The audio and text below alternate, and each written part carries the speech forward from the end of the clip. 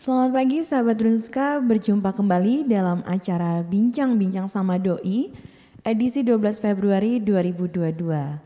Dalam beberapa waktu ke depan, Ica akan menemani sahabat Drunska berbincang bersama Dr. Debri Septiawan, dokter spesialis kedokteran jiwa, magister kesehatan psikiatri, yang berpraktik di Rumah Sakit Dr. Unkandang Sapi Solo, dan RSUD Dr. Muwardi.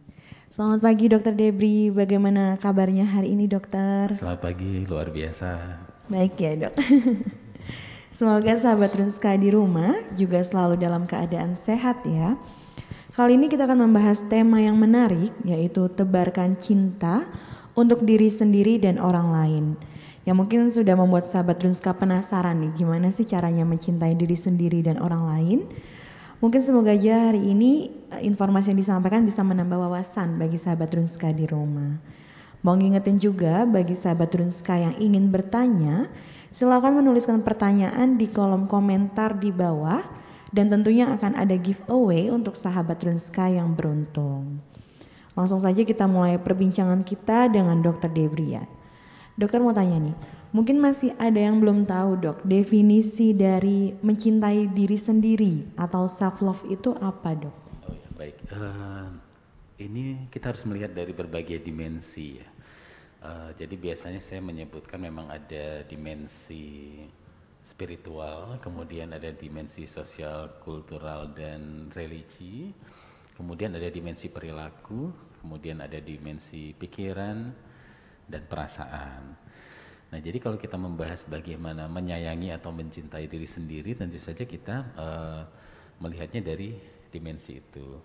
Misalnya kalau dimensi dari spiritual, bagaimana kita menyayangi, mencintai diri kita adalah tentu saja kita memelihara hubungan yang baik dengan pencipta kita, dengan Tuhan. Kemudian kalau dari segi sosial kultural itu tergantung dari budaya masing-masing. Konsep menyayangi mencintai diri itu misalnya menjaga relasi dengan orang-orang yang disayangi, itu konsep sosial. Kalau kultural mengikuti budaya yang ada, bagaimana menyayangi diri sendiri, merawat diri kita, menjaga kesehatan kita. Kemudian kalau dari dimensi religi, bagaimana kita menjaga keterikatan kita dalam ritual-ritual keagamaan yang sifatnya komunal atau komunitas. Nah, kalau berbicara tentang pikiran, di situ kita tentu saja berbicara tentang konsep diri yang benar. Saya sayang terhadap diri saya, mencintai diri saya itu seperti apa? Tentu beda dengan egois ya. Itu harus berbeda dengan egois. Karena kalau konsep menyayangi, mencintai diri yang benar itu akan menjadi suatu empati. Jadi bisa menyayangi orang lain karena tahu cara menyayangi dirinya sendiri.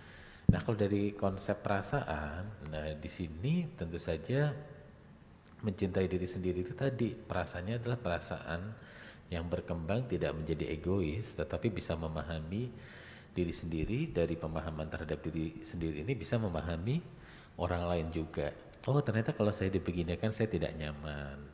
Nah, karena itu saya juga harus membuat diri saya nyaman, berarti orang lain kalau dibeginikan juga tidak nyaman. Nah, sehingga konsep menyayangi, mencintai diri sendiri yang benar itu akan membuat dimensi-dimensi lainnya itu juga menjadi baik juga. Nah, tetapi kalau konsep mencintai, menyayangi diri sendiri itu tadi tidak benar, tentu saja dimensi-dimensi yang lainnya itu tentu menjadi tidak baik juga. Gitu.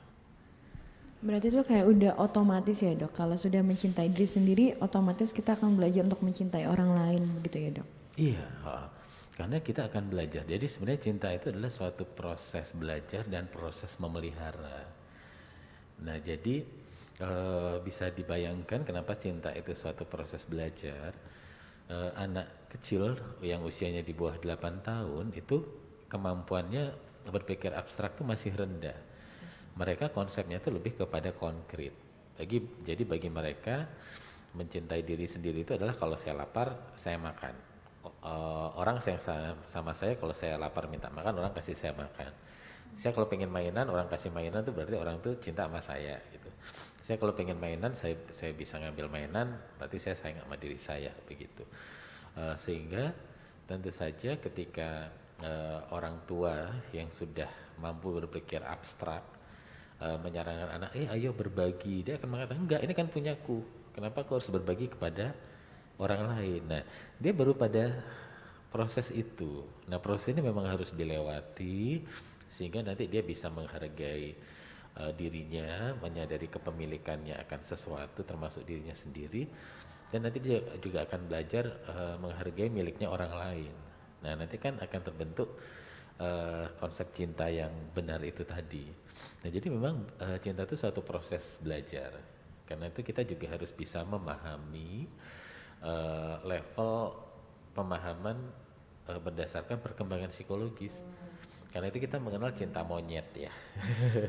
Jadi kalau cinta monyet mungkin anak remaja atau yang baru beranjak dewasa merasa dunia milik berdua ya kan. Sehingga berani menentang orang tua gitu ya. Betul. Tapi kalau mau traktir teman dekatnya atau traktir pacarnya masih minta orang tua gitu kan. Nah, tapi menentang orang tua gitu. Nah, biasanya orang tua berusaha memahami, karena itu orang tua menyebutnya cinta monyet. Jadi karena di sana yang utama adalah dorongan perasaan, dorongan hormonal, jadi biologis yang dominan, sehingga tadi belum sejalan dengan logika. Kadang-kadang pikirannya belum sejalan antara dorongan perasaan dan dorongan biologisnya. Nah, sehingga harus dipahamkan gitu bahwa cinta itu ada banyak dimensi, jangan melanggar dimensi-dimensi yang lainnya. Contohnya apa? Karena didorong oleh perasaan dan dorongan biologis, akhirnya melanggar norma agama, kemudian melanggar norma sosial budaya, sehingga tadi ketika hubungannya menjadi toksik, mau keluar udah nggak bisa, karena kalau keluar nanti dari norma agama aku disalahkan, dari sosial kultural oleh keluarga, oleh masyarakat aku disalahkan. Akhirnya tetap bertahan padahal hubungannya itu berkembang menjadi hubungan yang tidak baik untuk dirinya. Tapi mau keluar nanti akan dijudge oleh masyarakat, oleh agama, budaya setempat. Nah itu karena itu harus berhati-hati sekali dalam menjalani perasaan cintanya itu. Tadi harus melihat dari berbagai dimensi.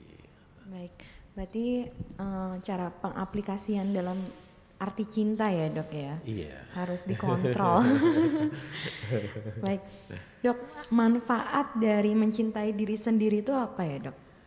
Nah, sangat besar sekali. Jadi seringkali tadi tidak sejalan antara dimensi-dimensi tersebut. Misalnya saya mengatakan saya menyayangi diri saya mencintai diri saya, tetapi saya tidak mau olahraga. Jadi perilakunya nggak cocok gitu ya. Saya nggak mau jaga kesehatan. Saya mengatakan wujud saya menyayangi diri saya ya, kalau saya pengen makan apa-apa ya saya manjakan, saya makan apapun. Akhirnya sakit. Nah berarti kan tidak sejalan antara konsep perasaan mencintai dirinya, sebenarnya itu hanyalah dorongan perasaan yang ingin dipenuhi saja, dengan konsep logika bahwa yang namanya kesehatan itu harus dijaga. Ada konsep bagaimana menjaga kesehatan. Nah, sehingga ketika di situ juga ada dimensi spiritual. Jadi tanggung jawab saya kepada pencipta saya yang sudah memberikan tubuh yang sehat ini. Bagaimana menjaga kesehatan ini. Nah, ketika konsep mencintai diri itu benar, tepat ya, dan sesuai dengan semua dimensi itu berjalan sinkron atau sejalan atau harmonis, nah itu akan menjadi orang itu hidupnya itu tentu saja akan sehat dari semua dimensinya, dari dimensi spiritual, sosial, dengan diri sendiri, gaya hidup, perilakunya akan menunjukkan bahwa dia sehat seperti itu. Karena itu penting sekali konsep yang benar tentang menyayangi diri sendiri. Betul. Berarti kalau menyayangi diri sendiri itu kan kadang orang mungkin ya dok ya, mungkin kan ada yang ditegur kayak jangan banyak makan, nanti kamu gini-gini. Cuman kan kadang orang menerimanya, ih kok kamu body shaming gitu. Tapi padahal kalau kita pikir dengan logika, dengan omongan orang itu kan berarti kita disadarkan untuk, oh kalau saya terlalu jor-joran untuk makan, berarti kan tidak menyayangi diri sendiri gitu ya dok. Body shaming itu begini, jadi saya mudahkan aja, ada konsep yang tidak bisa diubah dari diri kita, tetapi ada yang bisa diubah. Contohnya apa? Kalau memang secara genetik atau keturunan tinggi badan saya mentok, misalnya 160, kemudian saya diajak orang yang tingginya 175, 180, itu body shaming. Karena itu sesuatu yang tidak bisa diubah gitu ya. Atau misalnya saya punya penyakit genetik sehingga penumpukan sel lemak saya itu berbeda sehingga saya cenderung lebih mudah gemuk. Nah ini pada cewek memang penumpukan lemak itu berbeda-beda loh secara genetik. Jadi kalau cowok mungkin hanya dibagi 3 tipe badan ya, endomorfik, mesomorfik, ektomorfik. Cewek itu bisa sampai 8 tipe badan gitu ya. Ada yang penumpukan lemaknya di lengan, ada yang penumpukan lemaknya di pinggul, ada di bagian-bagian tertentu badannya, sehingga bentuk badan itu masing-masing berbeda. Nah, tetapi orang-orang yang punya konotasi bentuk badan ideal seperti ini, kemudian melecehkan bentuk badan lain, itu body shaming. Karena sebenarnya kan itu bawaan genetik untuk badan. Nah, jadi harus dipahami. Tetapi kalau misalnya dia memang tidak menjaga kesehatannya, pola hidup salah, pola makan salah, tidak olahraga, kemudian orang mengingatkan itu bukan body shaming, karena itu memang bisa diubah. Ayo dong kamu jaga makannya, ayo dong olahraga, ayo dong pola makan sehat, itu kan bisa diubah. Nah itu bukan body shaming ketika mengingatkan. Nah, orang salah, tadi konsep mencintai diri sendiri yang salah itulah yang menyebabkan relasi dengan orang lain menjadi tidak baik. Contohnya relasi dengan orang tuanya kan sayang. Nanti kalau kamu nggak jaga kesehatan, berat badan kamu berlebih, nanti kamu umur 40-an udah kena kencing manis loh. Tapi dia marah, lah masa aku dibatasi, kan aku harus mencintai diriku apa adanya gitu kan. Tetapi tadi konsep apa yang bisa diubah untuk kebaikan ya harus diubah begitu ya. Jadi body shaming itu juga harus dilihatnya dari kacamata yang benar ya, persepsi yang benar. Berarti jangan langsung tersinggung tapi mungkin dipikir dulu, oh benar nih masukannya kayak gitu ya. Iya, ya? karena itu tadi selain dimensi perasaan kan ada dimensi pikiran, di sana ada logika di sana. Nah itu yang harus kita pahami. Ya. Baik. Kalau ini Dok, cara mencintai diri sendiri Dok, nyambung dari yang tadi ya Dok ya. Caranya tuh gimana Dok? Cara mencintai diri sendiri itu juga tadi, cinta itu kan proses belajar ya. Jadi ketika kita usia 20 sampai 25, di situ kita belajar konsep menyeimbangkan antara mencintai diri sendiri dan orang lain. Kalau di bawah usia 20 ini menurut Erik Erikson ya, jadi menurut teori, kalau sebelumnya mungkin lebih kepada cinta kepada diri sendiri ya. Nah, ketika kita berusaha mencintai kepada orang lain, di situ kita belajar harmonisasi. Di sana kita belajar yang namanya pengorbanan, tidak egois gitu. Nah, sehingga cara paling mudah untuk bagaimana mencintai diri sendiri yang benar adalah dengan menabur cinta itu, belajar mencintai orang lain, belajar bagaimana orang lain mencintai kita. Jadi melihatnya dari berbagai dimensi dan itu paling mudah dengan mempraktekkan. Kalau teori aja, jadi kalau cinta itu hanya pakai logika, teori aja nggak bisa. Atau hanya pakai perasaan aja nggak bisa. Harus diwujudkan dalam tindakan atau perilaku gitu ya. Misalnya saya mengatakan saya sayang sama anak saya, tetapi nggak pernah menghabiskan waktu dengan anak saya ngajak kemana saya tidak mau, kan tidak sejalan. Nah itu konsep itu yang harus kita pahami benar. Jadi multidimensi dari cinta itu harus berjalan sinkron sehingga kita bisa mencintai diri kita. Baik Dok. Berarti kalau sudah susah ya memahaminya ya, kok berat ya Dok? tidak sesederhana itu ya namanya cinta. Iya ya. ternyata mencinta itu berat Dok. Kirain mikirnya cinta itu pink I love you gitu ya. Terus Valentine enggak. Belum lagi kalau misalnya kita mengatakan tadi cinta dari dimensi sosial kultural ya kan. Di sana ada cinta terhadap bangsa dan negara, di sana ada cinta terhadap agama, belum lagi kalau konsep spiritual, di sana ada konsep cinta antara manusia dan penciptanya, dan tentu saja itu harus melatar belakangi juga cinta antara dua orang manusia yang misalnya pengen berumah tangga. Jadi memang dimensi cinta itu harus kita belajari karena cinta definisinya itu adalah suatu proses pembelajaran memang ya. Pembelajaran. Mungkin fase cintanya juga tergantung umur ya Dok ya? Iya benar tadi. Dan ini kita harus benar-benar secara biologis, jadi kan kita bisa saja meninjau cinta itu dari unsur biologis juga.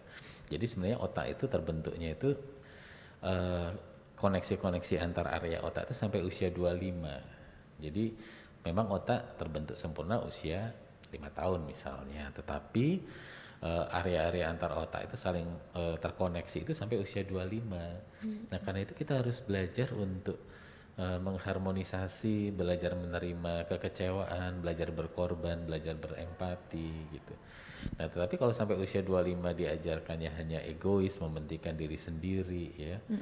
Terus kultur masyarakatnya mengatakan kalau cinta itu memberi ya, misalnya memberi materi gitu. Nah tentu saja itu akan menjadi konsep yang salah. Cinta itu memiliki, nah nanti konsep yang salah harus dikekang dan sebagainya. Nah karena itu memang sebaiknya ketika kita tumbuh berkembang sampai usia 25 itu bisa memahami multidimensi dari cinta itu tadi. Kalau tidak nanti akan berbenturan ya, misalnya cinta antara dua orang manusia berbenturan dengan sosial budaya, berbenturan dengan agama karena tidak memahami dengan benar konsep cinta dari multidimensi tadi. Ya harus belajar, jawabannya seperti itu. Belajar agama, belajar hubungan pribadi dengan penciptanya, belajar menjalin relasi secara sosial, sehingga tadi kan konsepnya kan menebar cinta. Berarti menebar cinta itu kan bukan hanya antara laki-laki dan perempuan, orang tua dan anak, dengan teman, sahabat, saudara, bangsa dan negara, agama. Jadi banyak hal dimensi di sana ya. Baik dok. Wow, sangat menarik ya temanya. Ini udah ada beberapa pertanyaan yang masuk nih dok. Iya baik. Coba saya bacain dari @Naura Isabelia. Bagaimana jika seseorang itu hidup sendiri dan memilih untuk tidak menikah? Bagaimana caranya untuk bisa membagi cinta dan merasa dicintai, dok? Nah ini tadi usianya berapa ya yang namanya ini siapa tadi? Naura Isabelia, dok. Naura Isabelia. Jadi begini konsep. Jadi kalau kita misalnya mengatakan ada agama tertentu yang mengenal konsep selibat, jadi tidak menikah memang, mengabdikan dirinya untuk Tuhan dan kemanusiaan. Nah tadi dia melihat cinta itu dari dimensi sosial, kultural, spiritual dan agama. Misalnya seorang pastor yang memutuskan tidak menikah gitu ya, seorang biarawan Buddha gitu ya memutuskan tidak menikah, mengabdikan hidupnya untuk agama dan kemanusiaan. Nah jadi jelas ketika kita melihat dari dimensi yang berbeda, keputusan bahwa untuk sendiri tadi bukan berarti tidak bisa mencintai. Atau seseorang yang mengorbankan tidak mempunyai cinta antara dua orang manusia, tetapi untuk bangsa dan negaranya juga bisa loh. Jadi dia memfokuskan hidupnya untuk memajukan bangsa dan negara. Dia mengatakan kalau saya nanti punya berkeluarga, saya tidak bisa mencurahkan pikiran saya sepenuhnya kepada mengembangkan bangsa dan negara saya. Bisa saja seperti itu, sehingga dia memutuskan jadi ilmuwan, tidak menikah gitu. Nah jadi konsep cinta itu memang harus bisa dipahami dari multidimensi tadi gitu. Baik. Nah mungkin bisa semoga bisa memahami ya. Jadi ketika seorang memutuskan diri untuk hidup sendiri, tidak bisa berbagi cinta, enggak, karena tadi konsep cinta itu multidimensi. Betul, gitu. berarti nggak melulu. Nggak sempit hanya cowok dan cewek. Betul. Gitu. Sayang-sayangan berkeluarga punya anak, enggak seperti itu. Baik ya. dok, berarti udah terjawab ya Mbak Naura Isabelia. Selanjutnya dari Kartini_Clara. Menurut dokter, arti makna dari cinta itu apa dok? Menurut dokter berarti saya pribadi. Betul. Ya. Nah, jadi dirasakan baik melalui pikiran, perasaan, perbuatan dan dari semua multidimensi tadi. Jadi seringkali orang menganggap bahwa ketika mencinta itu harus berbagi ya. Makanya judulnya menebar, bukan membagi ya. Sering 50% untuk pasangan, 30% untuk orang tua, gitu-gitu kan tidak. Padahal tadi ketika kita menebar cinta, kita di situ proses belajar untuk bagaimana menyeimbangkan, menyebarkan cintanya itu. Jadi kalau misalnya masih belum punya anak, dunia milik berdua gitu ya. Kalau sudah punya anak anaknya 3, 4, 5, 6, nah, terus jadi terbagi-bagi dunianya gitu. Tidak, dunianya tetap bisa dinikmati bersama-sama, malah jadi rame. Karena bersama-sama bisa menikmati suatu hal, ke tempat wisata, menikmati makan bersama-sama, guyon, gojek gitu ya. Dan kemudian misalnya anaknya cewek pergi sama mamahnya, papahnya pergi sama anak cowok, itu bisa dinikmati gitu. Atau misalnya pergi sebagai keluarga besar gitu. Pergi misalnya konsep tempat kerjaan family gathering. Nah, itu konsep cinta seperti itu. Jadi jangan mengatakan cinta itu dibatasi dibagi 50%, enggak. Kita harus belajar bahwa cinta itu memang harus disebar gitu ya. Bukan sesuatu yang dibagi-bagi. Jadi seperti misalnya ada pengharum ruangan di sini ya, gitu serut semua mencium harum yang sama. Nah, kalau bisa seperti itu. Jadi ketika saya mengatakan saya mencintai seseorang, yang lain juga bisa merasakan orang tua saya. Jadi misalnya saya mengatakan saya mencintai keluarga saya, teman-teman saya, orang tua saya dan lainnya itu juga bisa merasakan cintanya saya. Bukan terus jadi hilang dari peredarannya mereka. Gitu. Tadi seperti pengharum ruangan yang disemprotkan semua bisa merasakan cinta itu bersama-sama gitu ya. Baik. Begitu ya, Kak. Soalnya pertanyaan menurut saya ya, menurut Iya. saya seperti itu sih. Iya, Dok. Udah terjawab ya, Mbak Kartini. Selanjutnya dari Alisa.Betania. Pagi, Dok. Menurut dokter, lebih baik mencintai atau dicintai, Dok? Apakah benar kalau orang dewasa itu harus lebih banyak mencintai daripada dicintai? Saling, lebih baik itu saling mencintai. Saling, ya? Nggak berat sebelah ya. Jadi tadi manusia itu punya dimensi biologis ya. Saya bukan Superman gitu ya. Saya bisa capek, bisa lelah. Saya butuh cinta dari teman-teman kerja saya. Jadi misalnya saya sudah capek masuk ke ruang kerja saya, kemudian ada tugas, teman kerja saya mengatakan, "Dah, Dokter Dibre istirahat dulu aja, tak gantiin." Mana yang ngajar apa? Ngajar residen. Oh ya sudah, tak gantiin sana, tak bimbing, istirahat dulu. Saya dapat cinta dari teman kerja saya gitu kan. Sebaliknya ketika saya sedang fit, nggak kecapean, saya lihat teman kerja saya kecapean. Kamu kenapa kok kelihatan capek banget? Ya ini dari pagi jadwal banyak banget, ini masih harus ngasih ini lagi. Udah, aku aja deh, kamu istirahat deh, ada apa-apa. Nah itu saling berbagi, karena kita bukan Superman, bukan robot. Sama juga ketika sampai ke rumah, mungkin memang waktu kita melihat anak-anak itu bergantung kepada orang tuanya. Tidak, mereka juga bisa memberikan cintanya kepada kita gitu. Papa capek ya? Iya.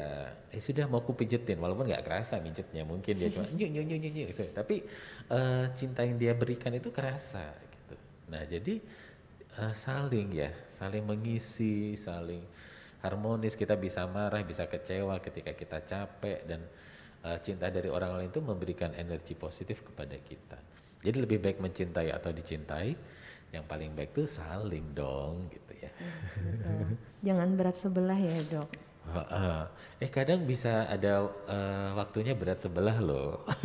Oh iya, Dok. Apa tuh, Dok? Contohnya waktu anak-anak masih kecil ya, misalnya anak di bawah 9 bulan. Mereka biasanya nangis, pipis ya kan? Minta minum ya kan. Mungkin kita saat itu ngantuk berat, capek, badan udah lelah kayak digebukin, atau ngek nangis ya kan. Kita gendong, kita pupuk biar dia bisa tidur lagi. Itu kesannya kan menuntutnya, si anak menuntut terus cinta dari kita, seperti dalam tanda petik sepertinya berat sebelah. Tapi memang ada masanya seperti itu, karena dia bergantung kepada orang kita, tua, kepada orang tuanya gitu. Nanti ada saatnya orang tua kita menjadi bertambah usianya, fisiknya melemah, gantian. Kita mungkin yang menggendong orang tua kita, misalnya menggandeng orang tua kita, nyuapin orang tua kita. Ya tadi kesannya tidak seimbang memang ya, berat sebelah, tetapi segala sesuatu ada masanya, tetapi kita tadi melihatnya sebagai saling mencintai itu tadi. Sehingga namanya berat sebelah tadi ada, tetapi dalam konsep yang benar ya. Baik. Maksudnya kan kayak gitu Ya saling, maksudnya kayak tadi yang dokter Debri contohin kan orang tua yang ngasuh kita dari kecil, nanti gantian ketika kita dewasa kita ngasuh orang tua gitu ya dok. Siap. Selanjutnya dari Rizka.Martavia.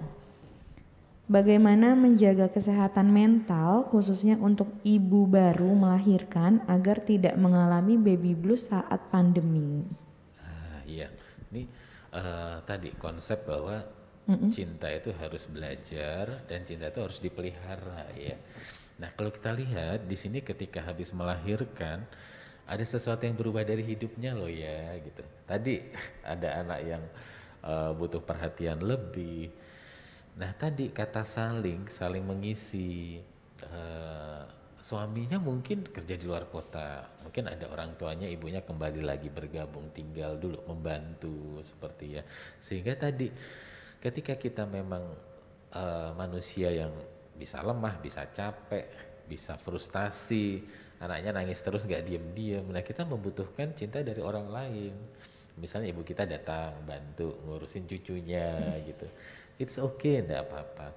Atau bisa juga itu babysitter yang memang orangnya itu sayang, menyayangi anak kita, itu juga bisa gitu ya. Jadi bagaimana konsep cinta ini mengatasi tadi baby blues ya atau depresi pasca melahirkan.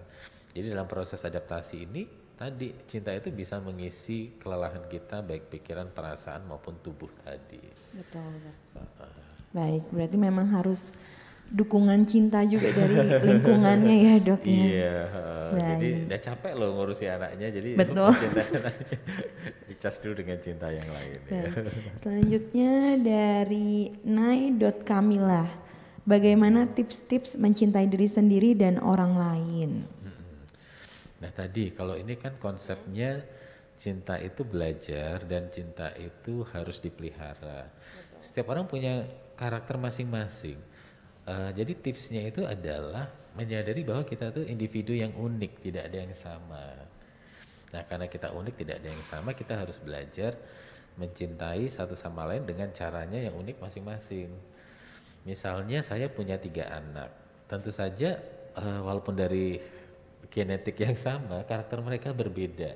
Sehingga cara saya berelasi dengan anak pertama, anak kedua, anak ketiga itu berbeda. Yang satu lebih perasa, saya cenderung berhati-hati memilih kata-kata. Yang satu lagi orangnya cuek ya, sehingga kadang harus dipush, harus didesak, harus agak dikerasin seperti itu.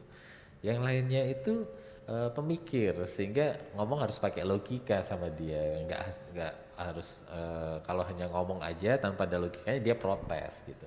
Sama juga, jadi tipsnya adalah belajar. Jadi mau belajar mencintai siapa? Orang tua gitu ya. Ini kok konflik terus sih sama orang tua? Ya sama-sama belajar, memahami satu sama lain. Orang tua saya itu pengennya apa sih? Saya pengennya apa? Karakter kita seperti apa sih? Enaknya kalau diskusi itu seperti apa? Oh ternyata kalau sama papa beda caranya diskusi. Oh ternyata sama mama juga beda. Oh ternyata sama mama tuh enak kalau tuh diskusi itu sambil makan. Kalau sama papa enak tuh diskusi itu sambil ngobrol biasa. Itu jadi harus belajar bersama-sama. Jadi tips and triknya adalah belajar dan kemudian memelihara cinta itu. Nah waktu kita terbatas, semua orang masing-masing punya waktu 24 jam. Tadi cinta dari multidimensi, ada pekerjaan, kita bisa mencintai pekerjaan kita, tetapi tadi menebar cinta bukan membagi-bagi ya, kita harus bijak menebarnya terhadap anak nanti seperti apa. Jangan sampai energi saya habis di pekerjaan, sampai rumah kehabisan energi gitu. Nah jadi cinta itu merupakan proses belajar dan juga proses memelihara. Tipsnya lakukan, belajar, ingat bahwa kita itu individu yang unik, tidak ada yang sama, karena itu harus selalu belajar bagaimana mencintai yang pas antara satu dengan yang lainnya gitu ya. Ya dok, berarti memang harus memahami ya dok ya. Iya. Dan mungkin, itu lewat interaksi kan? Betul, berarti mungkin harusnya mantau dulu kali ya dok. Oh ini tipe orangnya gini. Dan dari statistik memang 20% dari orang yang kita kenal itu tidak klop dengan kita, bukan musuh loh ya, tetapi memang nggak cocok. Mungkin selera makannya nggak cocok, selera berpakaiannya nggak cocok gitu ya. Terus 60% itu memang netral-netral aja. Jadi kita sama dia biasa aja. Tetapi ada 20% yang benar-benar klop. Karena itu biasanya kita punya teman baik, teman dekat, sama-sama rekan kerja, tapi nggak semuanya bisa dekat. Tadi yang klop aja. Dan memang kan persentasenya nggak besar gitu ya. 20% yang nggak bisa klop, nggak cocok gitu ya. Jadi orang ini cara ngomongnya gini sih aku nggak suka. Loh orang ini kok makannya gini sih aku nggak cocok dengan selera makan saya. Itu hal yang biasa. Nah tadi trip dan tipsnya itu adalah ya belajar memahami satu sama lain seperti itu. Berarti mungkin nyari jalan tengahnya ya dok, Iya, gimana benar. caranya bisa menerima kayak gitu.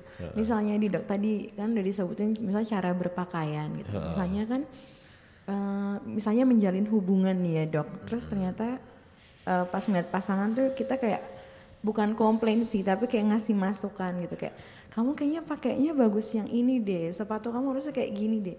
Itu gimana sih dok cara nyampeinnya biar si orang tersebut gak tersinggung gitu?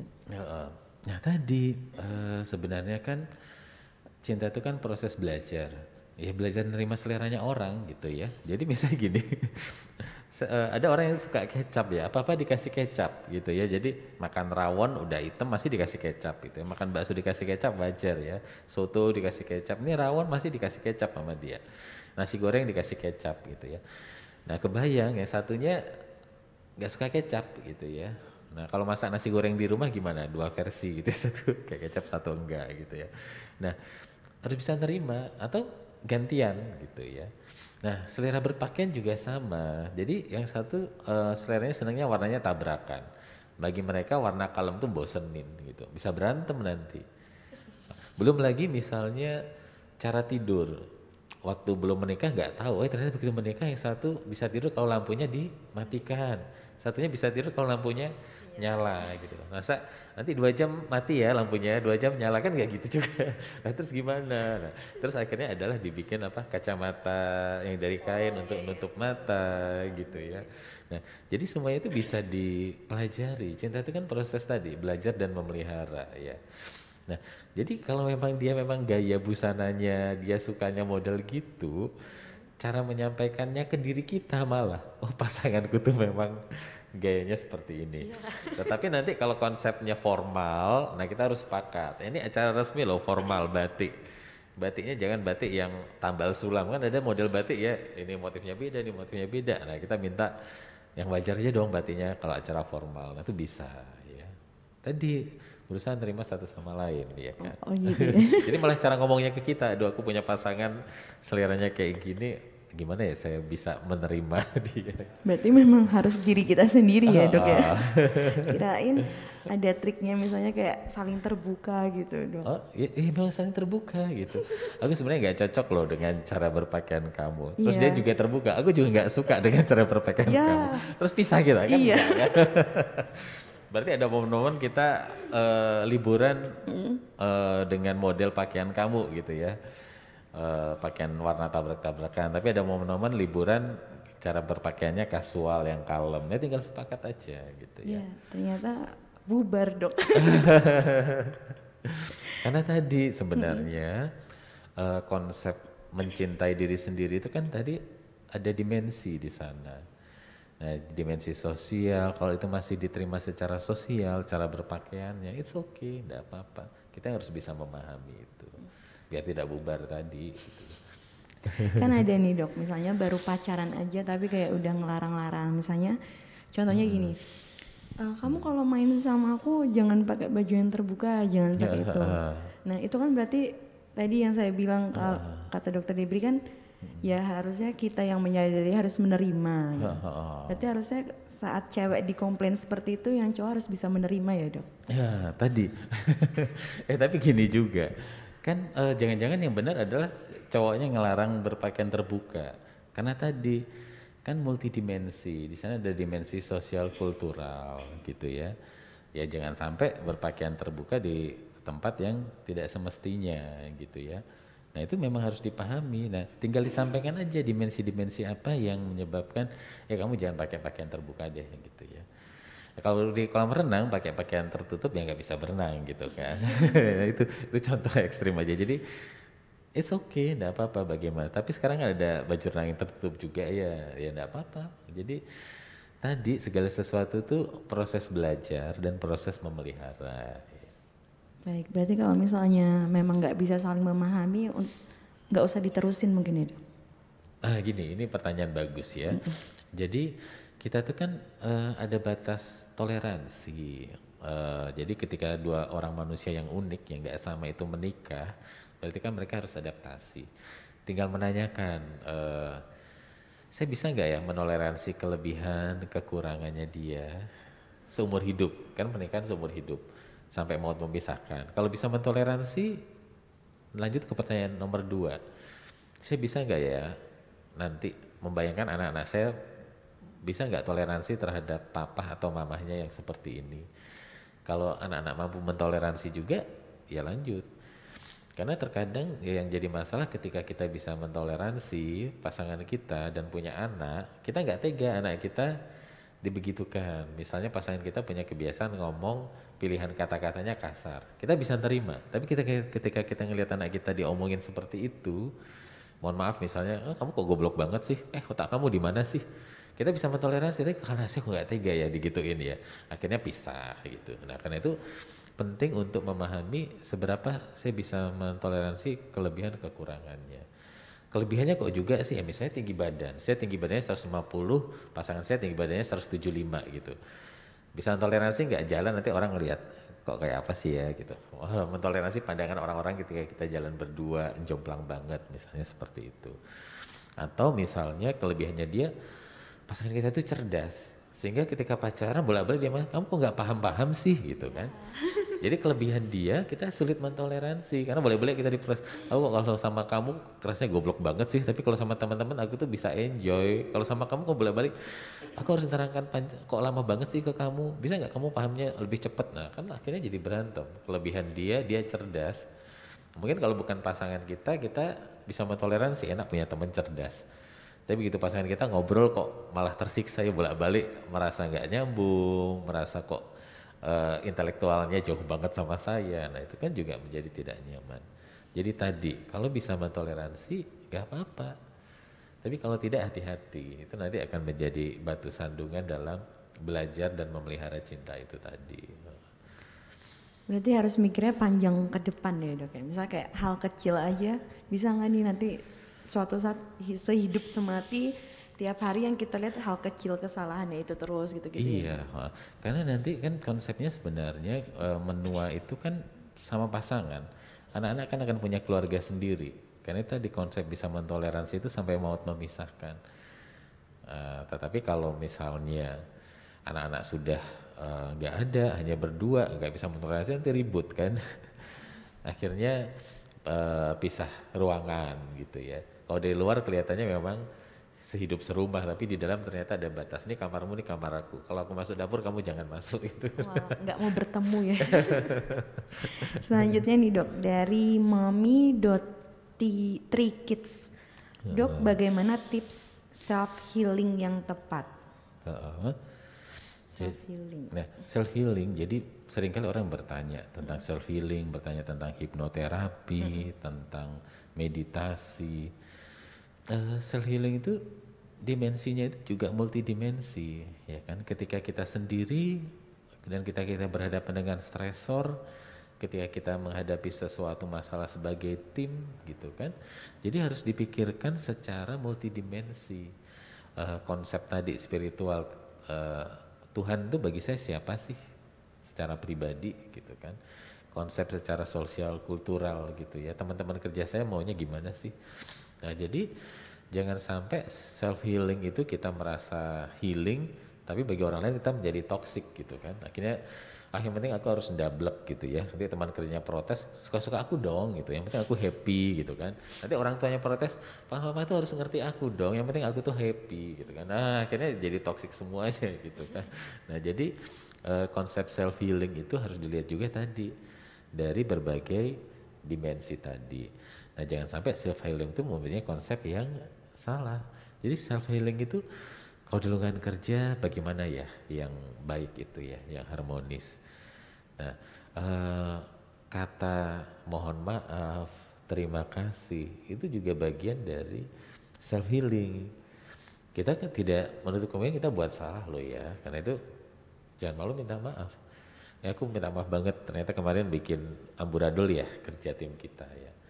Atau sebaliknya kalau sudah dibantu, terima kasih kemarin aku benar-benar kamu hero nya aku gitu kan. Aku kemarin udah ngerasa ini pasti berantakan, ternyata kamu datang kamu beresin, makasih banget ya.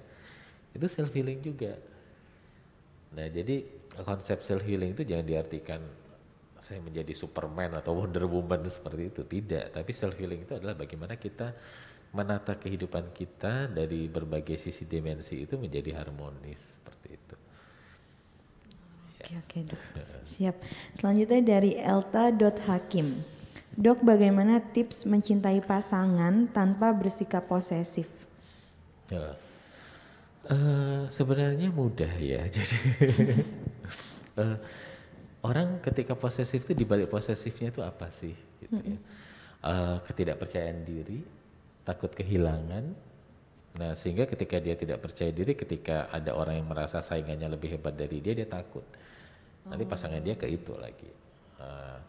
Atau misalnya dia takut kehilangan, misalnya nanti kecelakaan, pergi naik mobil kecelakaan. Nah sehingga aku bicara kemana-mana deh, di rumah aja gitu. Nah berarti ada yang harus diperbaiki itu adalah pola pikirnya dan pola merasanya. Jadi berdasarkan data, logika, benar, tepat, dan bermanfaat apa enggak gitu.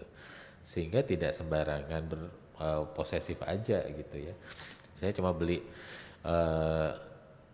barang di minimarket masih di dalam gangnya aja, jangan aku aja yang pergi nanti kamu ketabrak gitu ya, padahal itu cuma di dalam gang, nggak ada truk atau apa. Nah itu kan sudah berdasarkan data logika saja sudah tidak pas.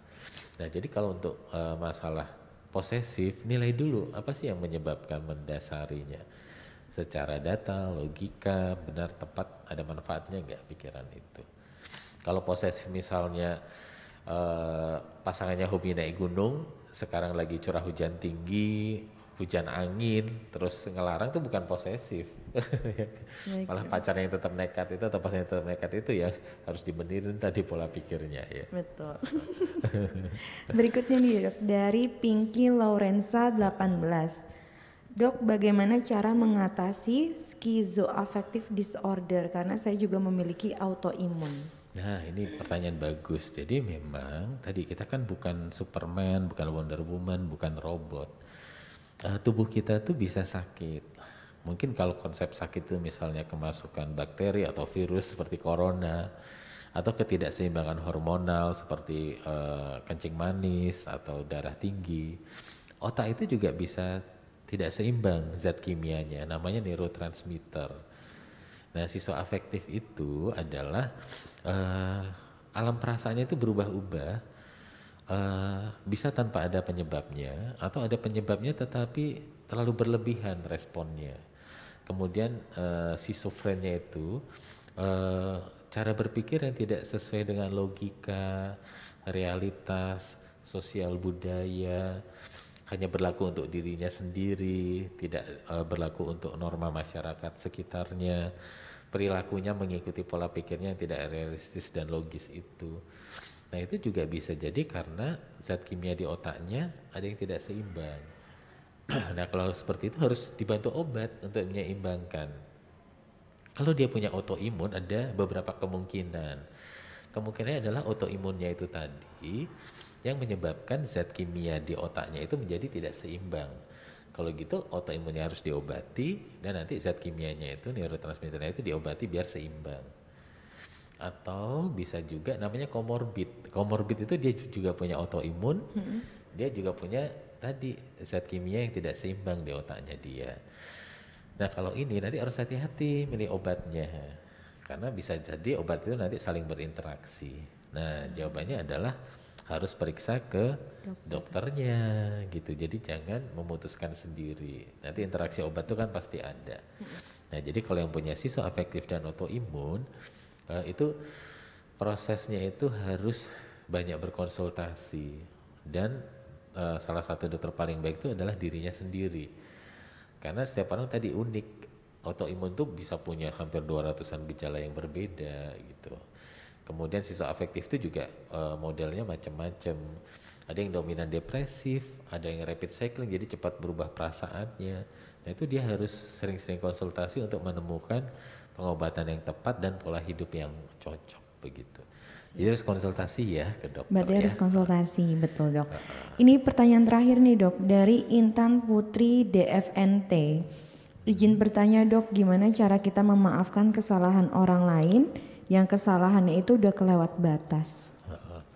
Jadi kesalahan tadi sesuatu itu ada yang sifatnya bisa diperbaiki, ada yang tidak gitu ya. Nah kalau kesalahan-kesalahan itu bisa diperbaiki, kenapa tidak memaafkan gitu? Atau misalnya tidak bisa diperbaiki pun, tetapi tidak berdampak selanjutnya, hanya menjadi suatu cerita di masa lalu, kenapa tidak dimaafkan? Karena memaafkan itu sebenarnya untuk mengobati diri sendiri loh ya.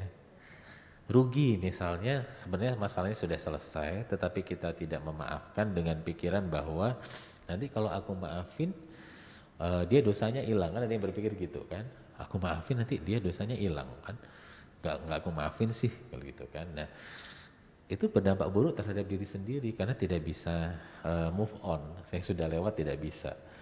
Nah tetapi kalau itu misalnya memang akan berdampak jangka panjang, misalnya karir, ya sesuaikan dengan prosedur yang ada gitu ya, sesuaikan dengan prosedur yang ada, dan maafkan dalam hal perasaan. Ini sudah aku maafkan, tetapi prosedur ya jalan terus gitu. Misalnya terkait masalah hukum dan sebagainya gitu. Misalnya penipuan, kita ditipu, tabungan kita habis, ya sudah tak maafkan. Terus uangnya nggak kembali, nggak apa-apa ya enggak, itu tabungan kita bertahun-tahun. Nah itu konsep memaafkan itu lebih kepada tadi pertanyaan self healing, jadi juga menyembuhkan diri kita juga ketika kita memaafkan ya. Jadi ketika memaafkan itu juga menyembuhkan diri kita, karena itu memaafkan itu penting ya. Siap, wow. Menarik sekali ya sahabat Drunska. Itu tadi pertanyaan terakhir, dan terima kasih Dr. Debri untuk informasinya sama-sama. terkait cara menebarkan cinta untuk diri sendiri dan orang lain. Mau menginformasikan untuk sahabat Drunska di rumah, penting banget nih yang mau periksa ke rumah sakit, gak usah khawatir ya karena Drunska tetap aman. Sahabat Drunska bisa melakukan pendaftaran secara online dengan menggunakan aplikasi Drunska Mobile. Info juga buat sahabat Drunska kalau aplikasi Drunska Mobile sudah ada update-nya. Jadi yang belum update, yuk langsung aja update aplikasinya. Karena ada fitur terbaru yaitu ada kotak saran, poin, di mana nanti misalnya sahabat Drunska sudah memiliki poin dan mau redeem poin, nanti bisa langsung aja ke booth Drunska yang ada di B1. Dan juga ada hasil laboratorium dan radiologi. Menginformasikan juga buat sahabat Drunska yang di rumah aja tapi perlu konsultasi dengan dokter. Saat ini rumah sakit menyediakan pelayanan telemedicine di mana konsultasi tatap muka bisa dilakukan melalui aplikasi smartphone, dan untuk obatnya bisa diantar juga dengan layanan antar obat. Dr. Debri, tidak terasa waktu perjumpaan kita dengan sahabat Drunska hampir habis ya dok ya. Terima kasih banyak dokter untuk edukasi dan informasi yang diberi. Ya. Betul dok. Menambah wawasan nih dok. Sebagai penutup dokter, mungkin ada take home message dokter yang ingin disampaikan untuk sahabat Drunska di rumah. Iya, jadi cinta itu proses belajar ya. Jadi tadi sudah kita diskusikan, dan juga cinta itu harus dipelihara. Jadi cinta itu dipelajari, dipelihara agar kita bisa menebar cinta, bukan membagi-bagi cinta ya, tapi menebarkan, memberi rasa harum yang bisa dinikmati oleh semuanya dengan cintanya kita. Dan kita harus saling mencintai. Bukan tadi harus memilih enak dicintai atau mencintai sih, tapi saling ya. Saling Demikian. mencintai. Terima kasih. Siap dokter. Terima kasih juga untuk sahabat Drunska yang sudah setia mengikuti dari awal hingga akhir. Pemenang giveaway akan diumumkan besok melalui postingan IGTV, so stay tune di Instagram @drunska ya. Selamat melanjutkan aktivitas dan selamat berakhir pekan bagi sahabat Drunska sekalian. Jangan lupa tetap mematuhi protokol kesehatan, menjaga kebersihan dan selalu jaga kesehatan. Kita berdoa bersama agar wabah virus corona ini segera berakhir. Drunska tetap aman untuk Anda, jangan lupa juga untuk selalu sehat badan dan jiwa, sehat lahir batin. Sampai jumpa di acara Bincang-Bincang sama Doi selanjutnya.